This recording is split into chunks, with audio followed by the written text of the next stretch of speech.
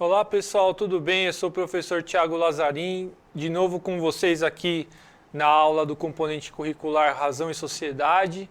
Dessa vez nós estamos na atividade 4, a nossa segunda aula dessa atividade. Comigo, vocês estão vendo na tela também a intérprete de Libras, a Carol. Beleza? Então nós juntos vamos caminhando aqui com esse assunto e logo mais nós estaremos na reta final do ano letivo, né, com a atividade 5, então novembrão aí, estamos chegando no final do ano e resta também a nossa sistematização, a gente retomar tudo que a gente viu e deixar esse aprendizado aí mais condensado, né, mais sintetizado para vocês, tá bom? Vamos lá. Como sempre, os nossos assuntos são cabeça, né? Assuntos cabeça, que a gente vai discutir aqui. E nós iremos, então, ver a apresentação logo. Então, na aula passada, iniciamos uma busca pela verdade. Então, nós estamos falando do assunto verdade, tá bom? Ou seja, demos os primeiros passos para compreender o sentido ou os sentidos filosóficos dessa palavra tão significativa em muitos âmbitos de nossa vida. Hoje continuaremos esse percurso, então a gente vai retomar esse assunto aí que é a verdade, né, sobre o conceito de verdade para a filosofia e justamente entender, porque o que acontece, né? Nós estamos falando da verdade numa época em que impera talvez aí a falsidade, né? Ou seja, as fake news. Então é muito importante a gente unir lé com cré, né? Se a gente está pensando aqui em verdade, como que surge esse conceito que é tão importante, ainda mais nos dias atuais, para a gente não cair nessas fake news, nessas notícias falsas, né? Então, em português, notícias falsas, fake é falso, então o oposto de falso é verdadeiro. Então, o conceito que nós estamos falando aqui de verdade se refere exatamente ao seu oposto também, que é o de falsidade, tá bom, pessoal? Vamos lá, então.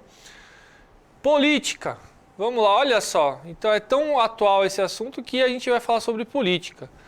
Já mencionamos os motivos pelos quais as pessoas adultas se sentem incertas e desconfiadas, além de privadas dos meios necessários para conhecer a verdade sobre os problemas que enfrentam. Outro fator impeditivo importante a ser destacado diz respeito à política, uma vez que muitos de nós nos sentimos ludibriados por representantes do povo. Curiosamente, esse é um motivo comum às sociedades antigas, porém, é necessário afirmar que tais dificuldades tanto podem inibir a busca pelo conhecimento verdadeiro quanto incentivá-la. Então, eu vou retomar também a aula passada, porque o que acontece?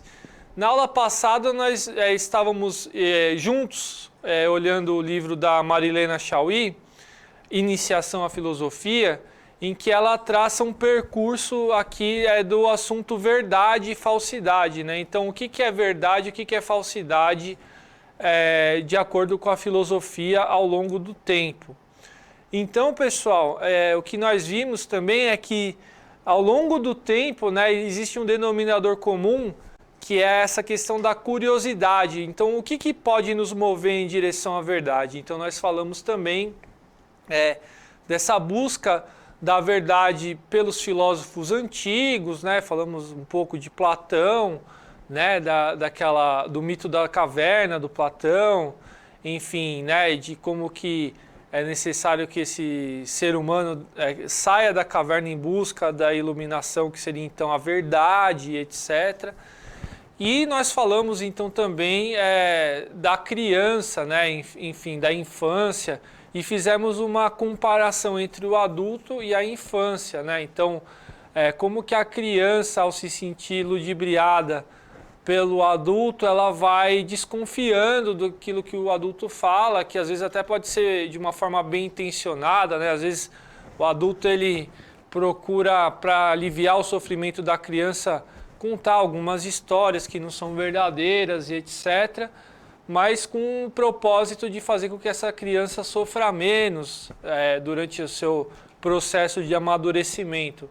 Mas, de todo modo, esse processo de amadurecimento é necessário passar por essas provações, ou seja, passar por se deparar com a verdade, né? Porque a deparação com a verdade, ela sempre pode implicar um pouco de sofrimento, um pouco de dor, porque o conforto ele está justamente em repetir ideias antigas, né? Se conformar com o que se tem, né? Então a criança ela sai da sua zona de conforto conforme ela vai crescendo, porque a vida vai exigindo isso dela, mas ao mesmo tempo ela vai se deparando também com verdades inconvenientes, né? Ou seja, aquelas verdades que são necessárias ela aprender em algum momento da vida dela, mas ela sabe que vai sofrer, etc. Só que isso também vai contribuir para a sua individuação, ou seja, para o seu processo de formação, para o seu processo de amadurecimento, até que ela vire uma adulta e não, enfim, ela seja mais dependente dos adultos como ela era, né? Ou como ela é ainda. Então esse processo de amadurecimento ele tem muito a ver também com o processo de independência, com o processo de autonomia que o sujeito vai criando ao longo da sua existência.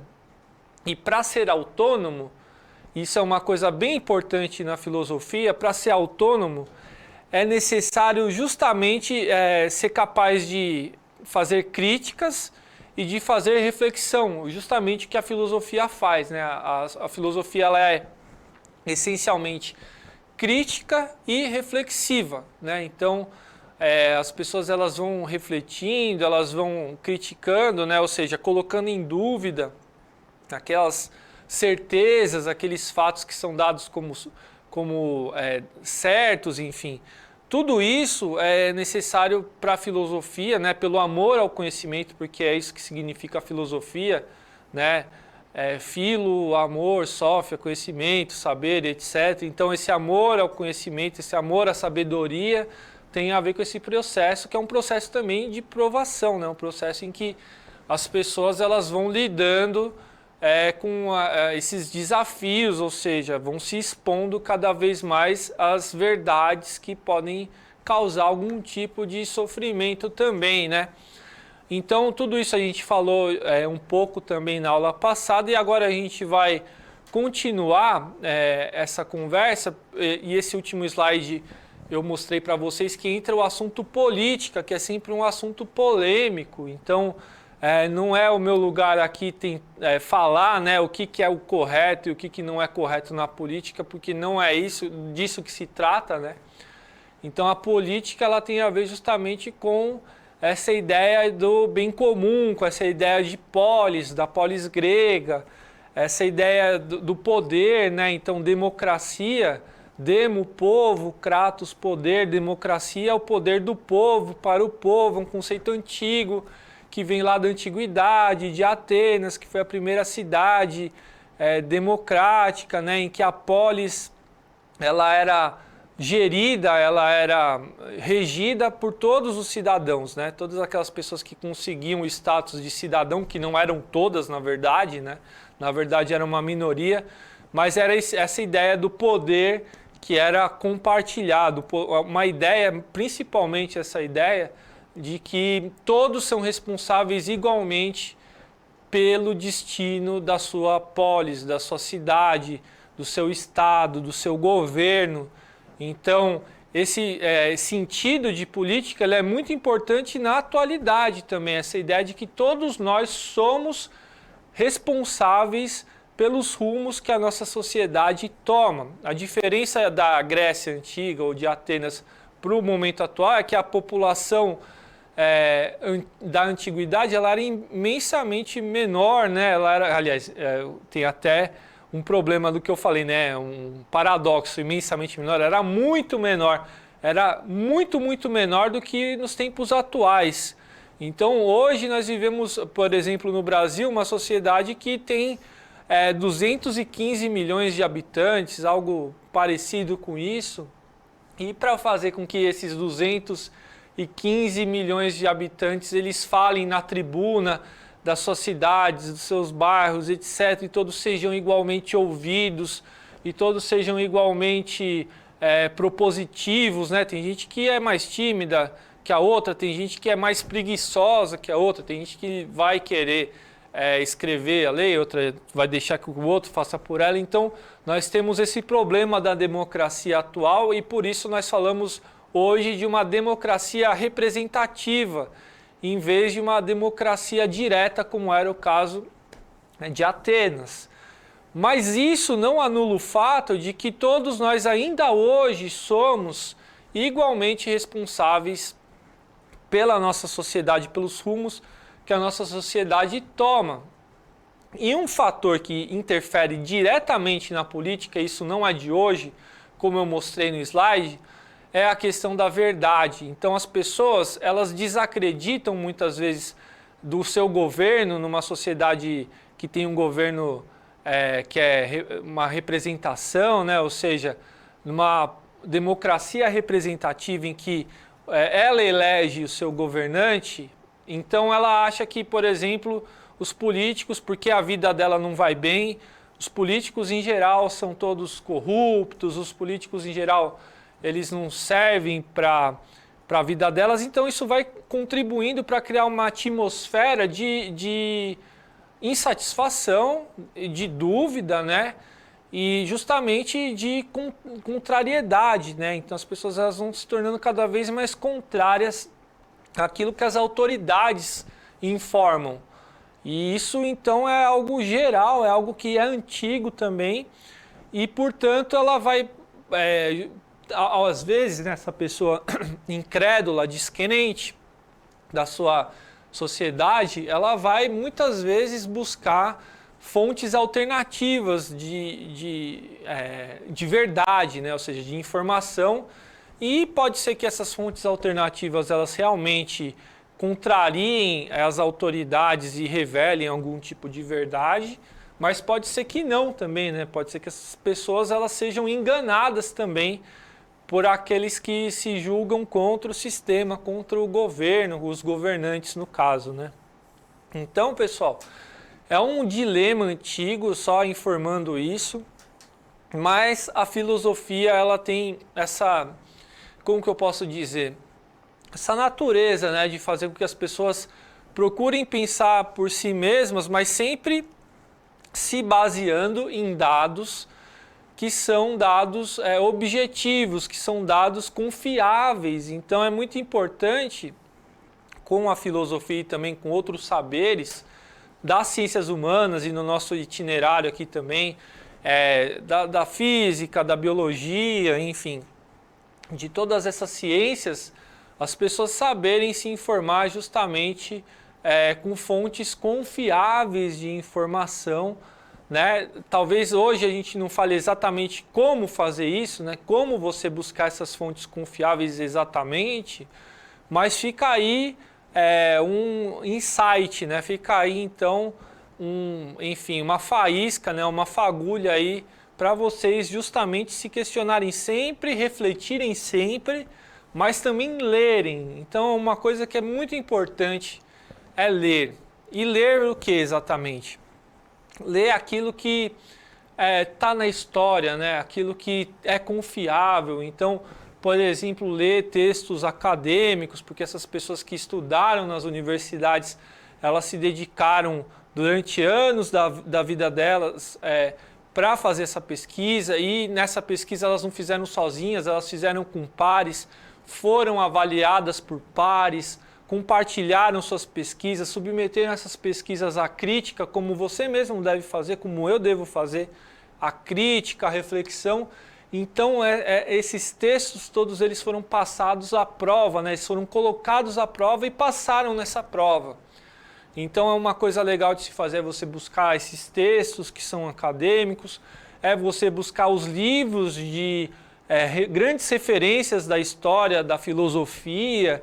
Então ler os grandes filósofos europeus, mas brasileiros também, de outras partes do mundo. Então na aula que nós falamos aqui sobre movimento negro, enfim, sobre a questão do racismo, nós também indicamos leituras, por exemplo, do Frantz Fanon, que é um psicanalista antilhano, né, que veio das Antilhas, né, dessas ilhas, né, em que houve também uma colonização, em que houve a diáspora também da África do Sul, e esse é um grande pensador antilhano, Frantz Fanon. Tem um que está vivo ainda, que é o Achille Mbembe, que é um pensador camaronês, enfim, então ele é da África, né? Então existem muitos lugares para a gente pensar juntos, né? E mesmo no Brasil, eu também falei em outras componentes, na verdade, mas de um filósofo que ele não é exatamente brasileiro, mas que morou muito tempo no Brasil, que se chama Willem Flusser. Mas assim, vocês podem pesquisar também esses autores que vocês pretenderem para justamente compreenderem melhor e justamente colocar à prova, porque quando você lê um livro, você também pode duvidar daquilo que é escrito. Então, a ideia de um livro, quando você lê, é você dialogar com aquele escritor, com aquele autor, né? Você suspeitar do que ele está falando, ele te coloca para pensar e você vai tirar suas próprias conclusões também. Mas para isso, é bom que você tenha muitas leituras. Então, pessoal, eu estou aqui mais uma vez incentivando vocês para combaterem justamente as notícias falsas ou a falsidade, a ler fontes ricas, confiáveis de conhecimento. Beleza, pessoal? Vamos passando. Como tem muitos slides que eu não passei ainda, eu vou tentar fazer um teste. Eu vou passar os slides, né? Se eu vir que algum slide ele está se repetindo, eu vou passar rapidamente por ele. E daí sim eu vou tentar completar tudo, amarrar tudo com um comentário final, beleza? Vamos lá então passar esses slides. Então olha só. Saber e poder. Pelo exposto, a busca pela verdade pode parecer até mesmo mais urgente para aquelas pessoas que mais estão distanciadas dos meios para obtê-la. E mais esforços podem ser mobilizados para mantê-las distantes, né, dessa verdade, né, uma vez que o distanciamento reflete igualmente a manutenção de privilégios. Isso significa que a manutenção da ignorância é um meio importante para a manutenção de poder. Olha só que interessante, hein? A verdade para Sócrates. A respeito da verdade, Sócrates interroga os cidadãos atenienses a fim de saber se o que eles consideram ser virtudes condiz com suas práticas e ações e também se elas são efetivas para a obtenção dos bens respectivos. Vamos passar mais um slide aí. A verdade para Descartes. Outro autor, esse autor já viveu em outra época, viveu então nesse período aí do século XVI, XVII. Diferentemente de Sócrates e Descartes em sua obra Meditações, duvida de sua própria experiência. O filósofo realiza um exame sobre todos os conhecimentos que adquiriu ao longo de sua vida com seus professores e livros a fim de saber se eles eram realmente confiáveis. Nesse exame, os conhecimentos são submetidos à dúvida metódica. Eles só seriam aceitos se por meio da análise e do raciocínio se comprovassem válidos. Vamos para o próximo slide. Penso, logo existo. O termo dúvida metódica provém de seu caráter de instrumento intelectual avaliativo. Esse método implica as sucessivas provas às quais se submete uma ideia de acordo com critérios lógicos, até que não restem mais dúvidas quanto à sua veracidade.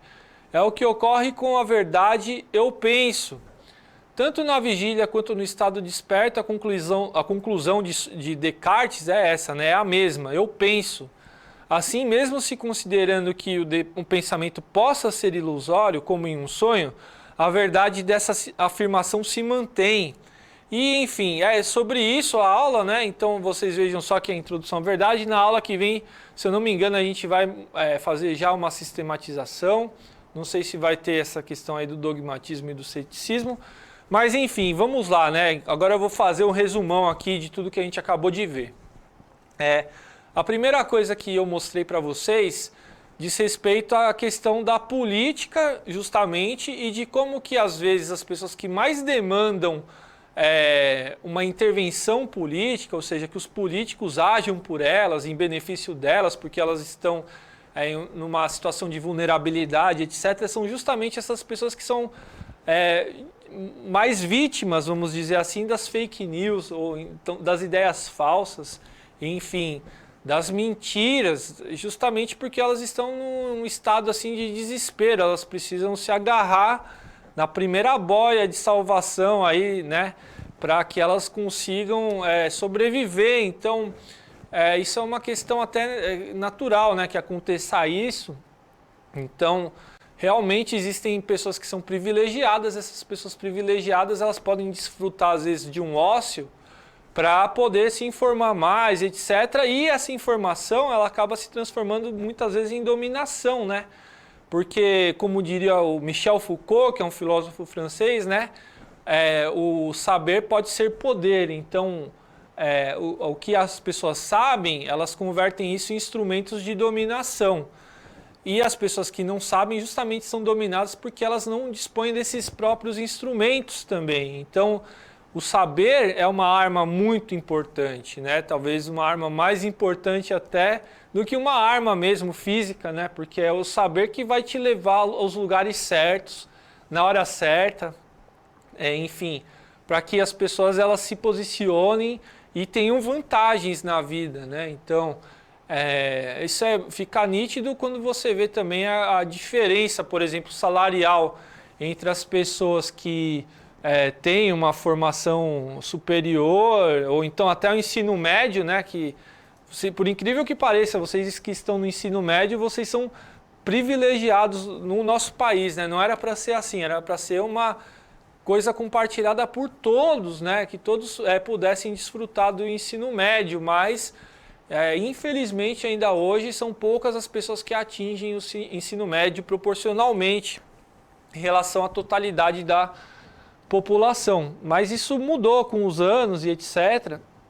Mas de qualquer forma, vocês sabem muito bem, né, que vocês estudam para isso, vocês estudam para se colocar num melhor lugar de trabalho, etc. Aquelas pessoas que sabem mais, elas têm melhores oportunidades. E isso é o poder, porque é o poder de mudar a sua própria vida, a vida da sua família e tantas outras coisas. Por isso que a educação ela é tão importante, né? Ela não pode ser só uma palavra bonita que é falada, que está na boca dos políticos, nem nada. A educação ela é realmente importante porque ela efetivamente dá poder às pessoas, né? O poder de mudar a própria vida delas e das suas famílias. Mas a questão é essa, né? Existem pessoas que dispõem do saber para o benefício próprio, para fins estritamente privados. E essa é uma questão problemática. Por quê? Porque na nossa democracia a gente sabe que isso não conduz a uma vida feliz, vamos dizer assim, a felicidade. A felicidade é justamente quando todos vivem bem, né?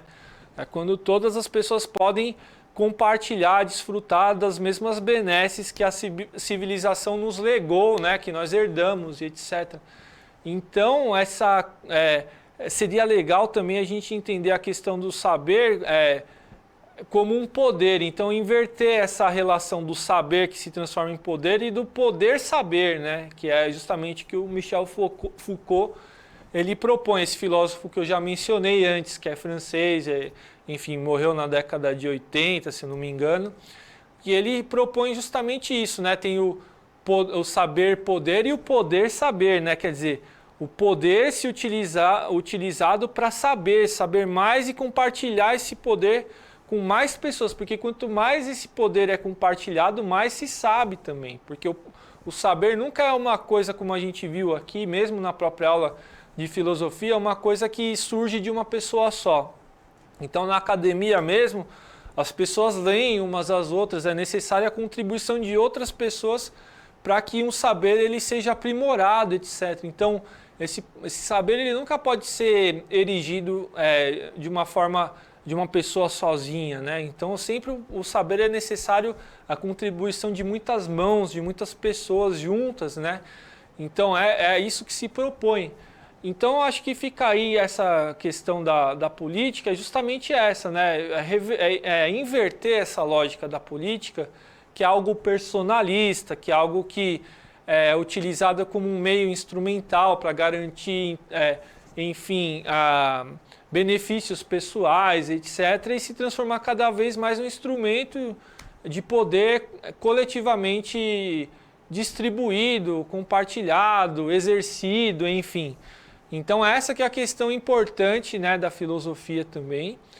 E uma outra questão aí que vem junto com essa é desses filósofos que eu mencionei. Então eu falei do Sócrates e fica, acho que o legal do ensinamento dele, né, eu mostrei o slide do Sócrates, é justamente a questão da indagação, né? Ele sempre interpelava um cidadão ateniense para ele se contrapor às certezas que eles tinham, né? Acho que um bom índice para você medir a verdade ou falsidade é o nível que a pessoa consegue sustentar o seu argumento sem cair em contradição. E o Sócrates, ele sempre interpelava as pessoas e sempre fazia com que elas caíssem em uma contradição, que elas tinham tanta certeza de algo, mas daí, no fim das contas, elas percebiam que essa certeza que elas tinham muito menos a ver com a razão, ou seja, com a realidade dos fatos, do que com o desejo dessa pessoa, do que com a necessidade daquela pessoa acreditar em algo, em uma ideia, enfim. E isso é muito bacana, porque o Sócrates ele vai desmoronando esses castelos todos, esses edifícios todos que são construídos, que nós poderíamos chamar até de racionalização, né, que são racionalizações no sentido de achar argumentos para tapar um buraco que na verdade não pode ser tapado. Então o Sócrates ele ensina uma atitude que é muito interessante, mais do que exatamente palavras, argumentos, mas a atitude do Sócrates é aquela de sempre suspeitar da verdade, sempre colocar os outros, indagar os outros, ou seja, não é a primeira coisa que o outro disse, se ela for conveniente para você acreditar, você pega essa fala, enfim, e toma para si porque ela te convém, ela te conforta, etc. Não, é necessário você suspeitar justamente dessa verdade que lhe é dita, porque justamente ela pode esconder essa falta, esse vazio, né, que as pessoas sentem e têm por si mesmas. E o contraponto do Sócrates seria o René Descartes, que faz o exercício da reflexão. Então, se o Sócrates ele exemplifica a questão da crítica na filosofia, que eu falei que é tão importante, o outro par complementar dessa crítica é a reflexão, porque é a crítica que volta para si próprio. Então, aquilo que se critica nos outros, você faz esse exercício de ir até o outro, porque é importante você ter o outro como interlocutor para assim chegar numa verdade que seja e se contrapor a ela. Mas na medida em que você afirma algo, é necessário também duvidar dessas verdades que você sustenta de si mesmo, que podem ser preconceitos, podem ser ideias frágeis mesmas, né? Então, o Descartes ele chegou a essa conclusão do eu penso, porque ele analisou todas as possibilidades, ele fez enfim, uma volta ao mundo dentro dele mesmo, né? Inspecionando a sua profundidade, a profundidade do seu ser, a fim de achar alguma verdade na qual ele pudesse se basear.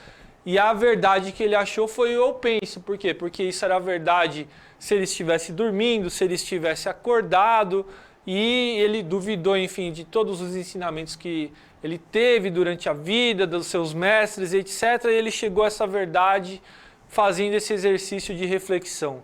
Então, pessoal, eu falei da verdade hoje, eu falei do Sócrates, falei um pouco também do Descartes, e falei principalmente da questão da política e da verdade, tá bom, pessoal? Eu vou ficando por aqui, um grande abraço para vocês e deixa a sua avaliação, tá bom? Um abraço e valeu!